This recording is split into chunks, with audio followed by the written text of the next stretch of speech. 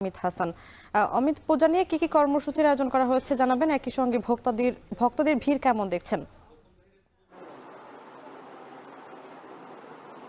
আমি একটু জানিয়ে রাখি যে বরিশালে লক্ষ্মী পুজো উপলক্ষে কিন্তু বিভিন্ন ধর্মাবলম্বীদের হিন্দু ধর্মাবলম্বী যারা রয়েছেন তাদের বাসাবাড়িতে এখন সাজ রব চলছে।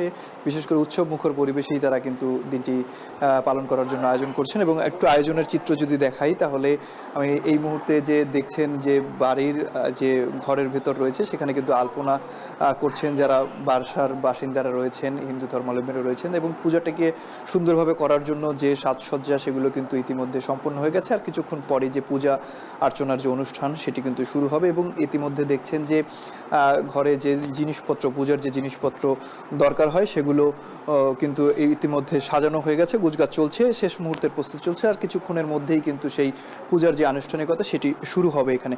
এবং একটু জানিয়ে রাখি যে লক্ষ্মী মূলত ধন সম্পদের দেবী, উন্নতি, আলো, জ্ঞান, সৌভাগ্য, দানশীলতা, সাহস ও সৌন্দর্যের দেবী লক্ষ্মী পূজাকে বলা হয়। এবং বরিশাল উৎসবমুখর পরিবেশই সেটি পালিত হচ্ছে। আর একটু জানিয়ে রাখি যে দুর্গাপূজার পরপরই কিন্তু এই লক্ষ্মী পুজো অনুষ্ঠিত হয়। এবং এই দিনে যারা হিন্দু ধর্মাবলম্বীরা রয়েছেন তারা কিন্তু খুব সুন্দরভাবে সুসজ্জিতভাবে কিন্তু এই পূজাটি করে থাকেন। তো লক্ষ্মী পূজার গুরুত্বপূর্ণ যে অনুষঙ্গ হিসেবে ব্যবহৃত হয় সিঁদুর, ঘট, ধান, মাটি, আম্রপল্লব, ফুল, দুব্বা, তুলসী পাতা, হর্তকি, চন্দন, ধূপ, দীপ, আতপ চাল ও জল। এবং এই জিনিসগুলো দিয়েই কিন্তু মূলত যে লক্ষ্মী পূজার আয়োজন কিংবা পূজার যে কার্যক্রমটি সেটি পরিচালনা হয়ে থাকে। এবং এখানে আপনারা দেখছেন যে বাসার যারা সদস্যরা রয়েছেন তারা কিন্তু খুব সুন্দরভাবে গুছিয়ে তৈরি করে রেখেছেন সবকিছু। আর কিছুক্ষণের মধ্যেই কিন্তু এখানকার যে পূজা অর্চনা সেটি অনুষ্ঠিত হবে। এবং সে লক্ষ্যে কিন্তু তারা যে সব প্রস্তুতিগুলো রয়েছে সেটি চলছে কিংবা করছে। এবং আরেকটু জানিয়ে রাখি যে বরিশালের বিভিন্ন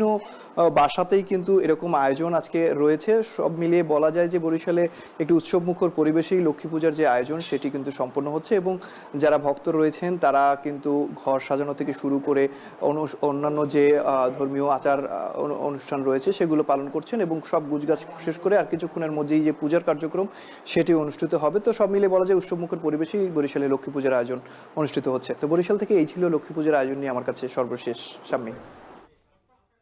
লক্ষ্মী পূজার আয়োজন নিয়ে বিস্তারিত জানাচ্ছিলেন অমিত হাসান।